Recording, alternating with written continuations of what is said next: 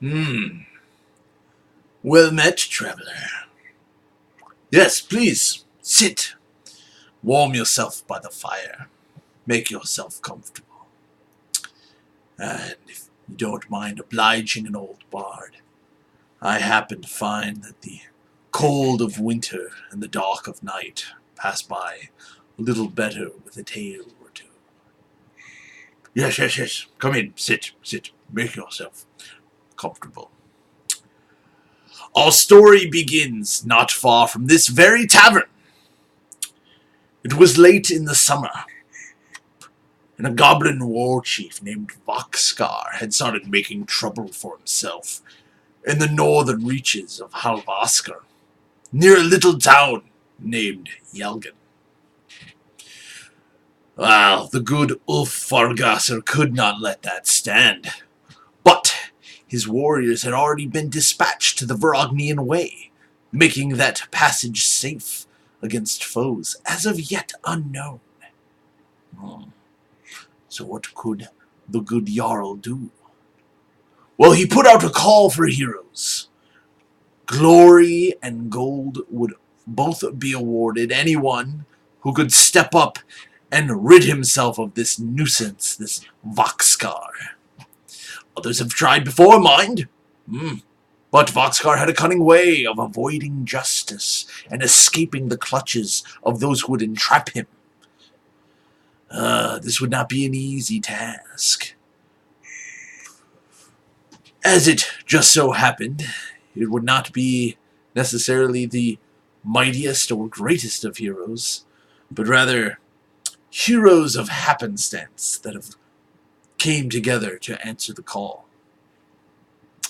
Yes, they were not known for well deeds or a veteran mercenary band. No, these were just good and stout hearts, unafraid of a little danger and urged on by the promise of gold, I'll not lie, that could not let Voxcar escape and do his evil deeds any longer. So they came together, not knowing each other. From disparate backgrounds came desperate heroes.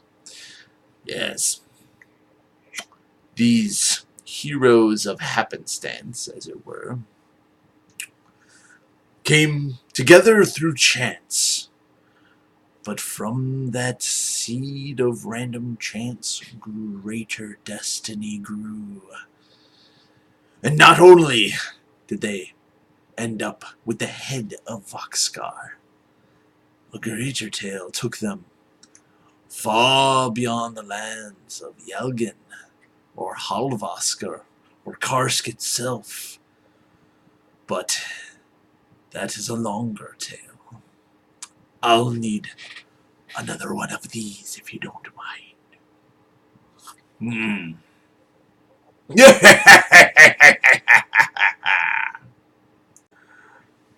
Oh. Greetings, friends.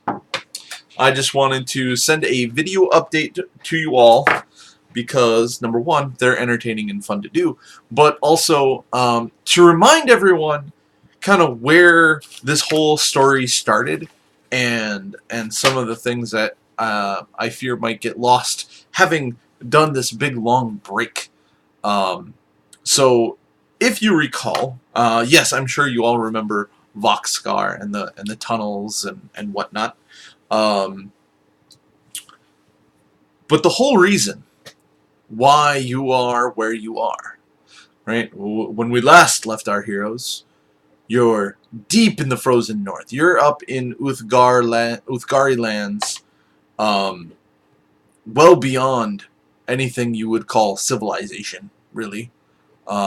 Just a tiny, tiny fishing village and raiding village on the northern shores of the Ice Claw Sea. That's an Uthgari settlement, and then there is a Sami camp that's even northern yet, on the southern edge of what's called the Great Taiga. But so you're out there, you're way out there.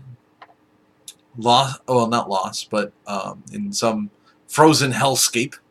as you're approaching the winter solstice, so the season is turning on you. Um, and you have been sent to investigate the Black Stone Maw, which you have later learned is also called the Pit of Shadows. Right? You learned the locals here, the Uthgari and the Sami, call this place the Pit of Shadows. It's a little bit more of a common name for it here. They do not know the name, the Black Stone Maw. That seems to be, that was pulled from Ogmundir from, I don't know, some musty tome, or you're not sure how he got his information. He just kind of told you what's up. And I don't think there was a lot of questions. Yeah, so Ogmundir, if you recall. Ogmundir is the wizard who gave you this quest originally. He found you shortly after the events in Yelgin that ended up with Wolfgar slain and the Tears of Holmgard, the inn, being burned down to basically just foundation. Kind of burned through the night because no one was able to put it out because everyone was fighting. So that kind of is where you met this wizard, and the assailants of that attack were in search of the Starborn child.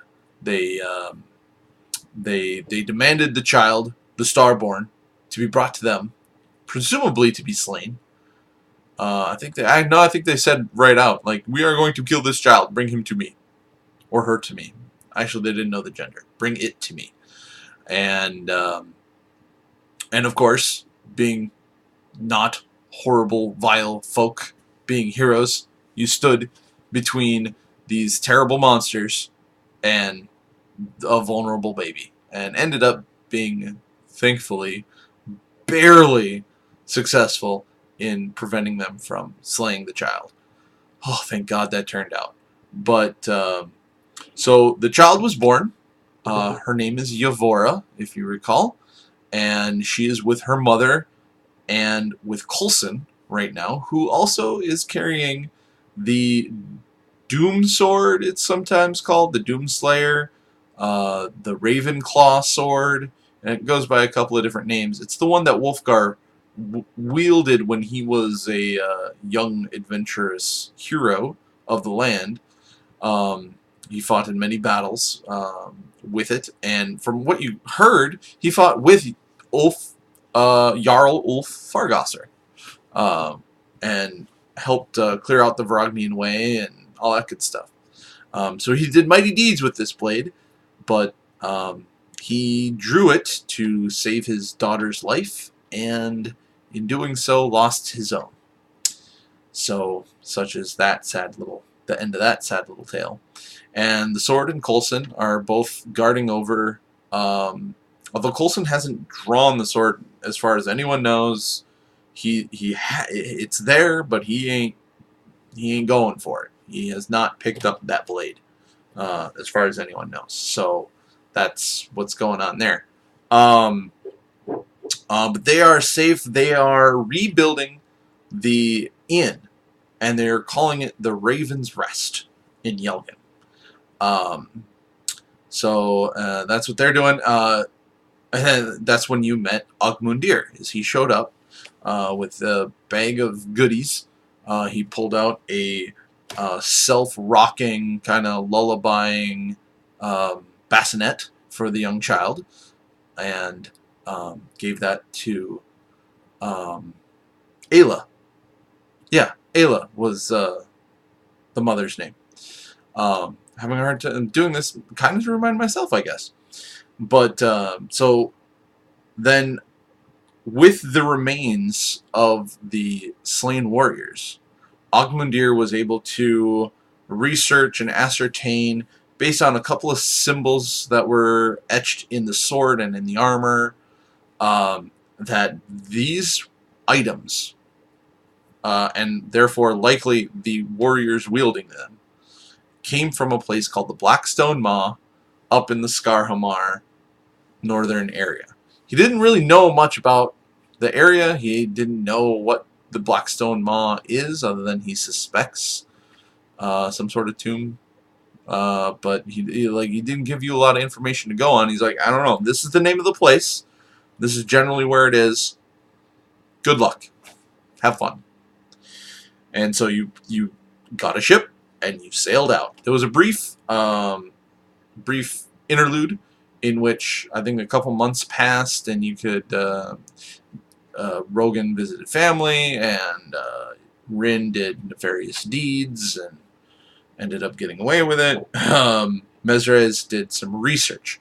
The research did not yield a whole lot of fruit, unfortunately. You didn't find out much about the Starborn, this prophecy that that was mentioned, and Ogmundir seems to know a little bit more, but not a lot more, and he's pretty vague about it. I think, well, you can think whatever you want about that. I don't want to reveal too much, but he was pretty vague about what he knew about the prophecy of the Starborn. He just knew that they were awfully important, and if someone wants to kill them, they are probably bad. Probably for some nefarious reason. And so you're in an information gathering phase. That's where you're at. So you're up there to research, to find out really anything you can about the Blackstone Maw, about these warriors, why they're after the Starborn, what the Starborn fucking are, and gather as much information as you can. Come back. The idea is that there's an inn in Halvaskr called the Bee and Bottle that you can leave messages for Ogmundir, and he frequents it fairly frequently, fairly often, and he will likely get the message if that's where you leave it. So once you do that, you can go back and say, hey, we're back, and we want to talk, and then he'll show up, or maybe he'll just be sitting there waiting for you. I mean, you don't know, but that's the idea, is that you'll meet up afterward and whatnot. Now he didn't know about your travel plan. He left that all up to you to find out how you're gonna get there and all that good stuff. So he doesn't really know that you have no way of getting back to Halvaskr. You've made a few friends up in the northern lands, and oh, I should also mention, because this is, I think, important. Coulson switched out because Jake is a fucktard and he wanted to play a new character. Sorry, Jake, it's just how I feel. Because I loved Coulson and I miss you playing him. I do. I'm not gonna lie. I thought he was a great character and he completed the team. But you know, here we are. We got Cascade. He's still gonna be Cascade's still gonna be cool. So it's all good. But Coulson decided to not go with you on this journey to protect the child, and he is on full guard duty. The newcomers, two halflings. One of them is Jake's character, Cascade. He can tell you as much about him as he wants. The other one, Jillian, was Nikki's character, now my NPC. Remember, because she's my NPC, she's not going to be as active as she used to be. She will not offer a whole lot of solutions necessarily to your problems. She will likely acquiesce to whatever requests you have, as far as if you want her to be more healing and memorize a bunch of healing spells, if you want her to summon more stuff, if you what you want her to do, she'll probably basically do it. Unless I get some sort of bee in my bonnet about how she should be run, or a little bit more of a stance on her, or on her character, on her flavor. Right now, I kind of understand her as a personality, but I'm not gonna have her have as much initiative or gravitas as one of you player characters, because I have other things that I'm thinking about when I'm running the game. I'm usually not thinking, well, what would Jillian do? So, just keep that in mind. If you want her to do stuff, you just have to request, hey, Jillian, can you, hunt for food and make sure that we don't die of starvation on here? Yeah, I could probably do that. So, little reminder there. But she apparently teamed up with Ogmundir, and you have, like, through travel, you guys have been traveling for at least 2 weeks, I think. 2 of our weeks, not 2 of the world's weeks, because my world goes by a 10-day. So it's just a 10-day and a half, I think, at this point. But through traveling, you would have found out that the reason why Ogmundir has gathered her is because some evil wizard has attacked her grove. And she doesn't know the name of this wizard. She doesn't know his identity. She knows that he wore a raven mask. She knows that he knew about the grove, and her mentor and protector, Alton, was the protector of the grove there. And that wizard knew how to get to the grove and kind of how to take out Alton. So some goblins and a two-headed ogre, I think she would describe it as, have captured some halfling children and brought her to this wizard. And she went after them, of course, because she is a hero, and found out that the children, they took 2 children, 2 twins, 2 halfling twins, and found out that the children were not what the wizard were looking for. And so the wizard had no interest. Like, okay, well, whatever, do with this as you will. And then used a portal to get the fuck out. And Jillian had been hiding the whole time that this has happened, and kind of came out to try to save the children, because she thought that the two-headed ogre was going to eat them, one for each head, and just have a halfling baby snack. But their boss, Rotog the Bonebreaker, intervened, prevented the two-headed ogre from eating the halfling children, saying, nope, we have no, other than finding the children that this wizard is looking for, we have no beef with the halflings. We're going to leave them alone. And he saw Jillian. Jillian tried to rush out and save the babies and try some desperate plan. It didn't go very well. She ends up getting captured.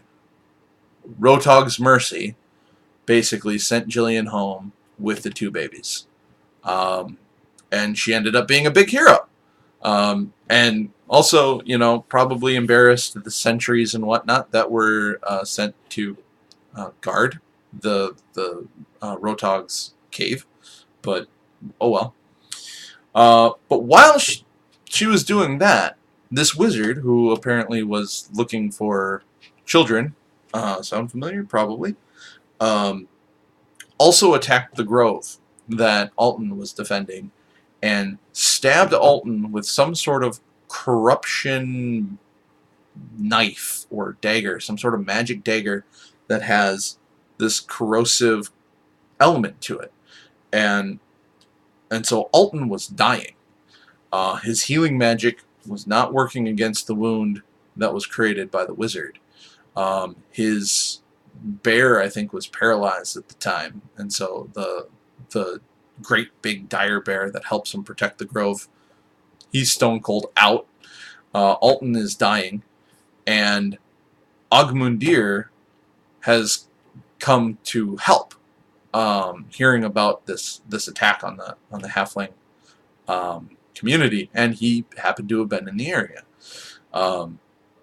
So Jillian comes to find Ogmundir the wizard and Alton the druid bleeding out horribly, and the druid's the healer, wizard, not Ogmundir, not so much of a healer, and if he can't heal himself, Ogmundir has no other option. He decides to, what we need to have that dagger to figure out what it was that hurt him in the first place, so we can figure out how to cure it. And until then, he casts a spell to turn the druid, Alton, into a statue. And so Alton gathered together, sat at the edge of this reflecting pool, this magical pool that is part of the grove that they guard.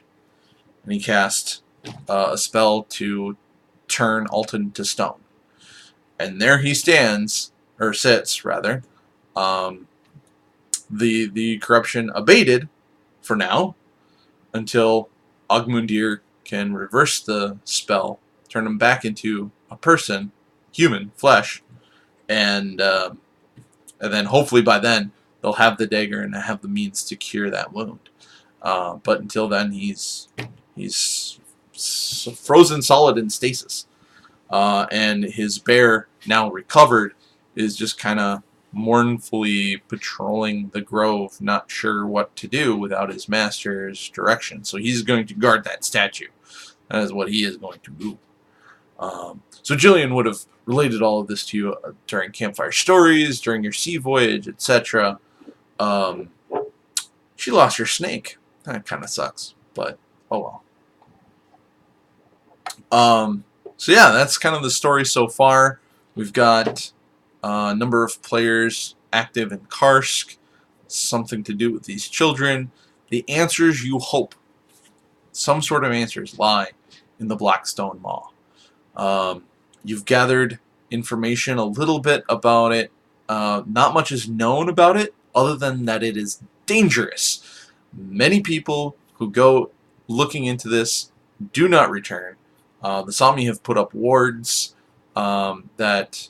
yes, the Sami have asked you to look after two of their warriors, a witch and a warrior, rather, who have gone to check on the seal of these wards to make sure that they're still active and preventing the evil of the Pit of Shadows from leaching out. Because it doesn't seem like they're doing their job. Bad things have been happening all over the Skarhamar. And the... so you followed someone's familiar out to where the Blackstone Maw is, or the Pit of Shadows, or whatever. And you found Kalhyar of the Winds is the name of the witch, and Oaven Staghelm is the name of the warrior. And Oaven Staghelm had been messed up by a chimera. And he was poisoned, because apparently this chimera has some sort of wyvern tail that has poison in it, like a scorpion stinger. It has a tusked, fanged hunter cat is how it would be described to you. Head. It has a head of a hunter cat with giant fangs. It has a head of a dragon, and it has the head of some sort of mountain goat thing going on. So it has 3 heads, big massive body, wings, scorpion tail, all kinds of nasty. And you know that it layers inside this cave. And right now, Kalhyar, actually all of you, but Kalhyar and Oaven have been kind of trying to nurse Oaven back to health so that he could maybe limp back to the Sami camp and live to tell the tale about the time that he tried to fight this chimera. And it wasn't looking good until you guys showed up. I know someone did some healing on him, a healing check to straighten the bones, to set the bones of his shattered leg as best as you could. And then healing magic was then applied to knit the bones together. The poison had coursed through him, leaving him weak and vulnerable. But again, Jillian had some good healing magic ready and was able to restore him somewhat, although he is still very pale and very weak. So he is not fighting fit by any means. But you have earned the gratitude of those two, and if they can, they have asked that you go in and check on the Sami wards and, check out the Pit of Shadows to see what's going on, because they suspect that the evil that was contained within has somehow gotten out and is poisoning the land around it. So that's kind of where you're at. We just hit 25-minute mark, so I think that's a pretty good length of video. I'm very excited. I don't know if you can tell. I'm very excited for Sunday's game. The big game on Sunday, my D&D game. Everyone's been talking about it. It's even on the radio. I don't know how they heard about the big game on Sunday, but that's me. That's what we're doing, and I think that's great. So I'm really happy that we're getting this back together, and hopefully we can burn through this last bit of content before the Elgrins end up with another baby and probably end up having to take a little break from D&D again. So anyway, until then, peace, honor, and D&D.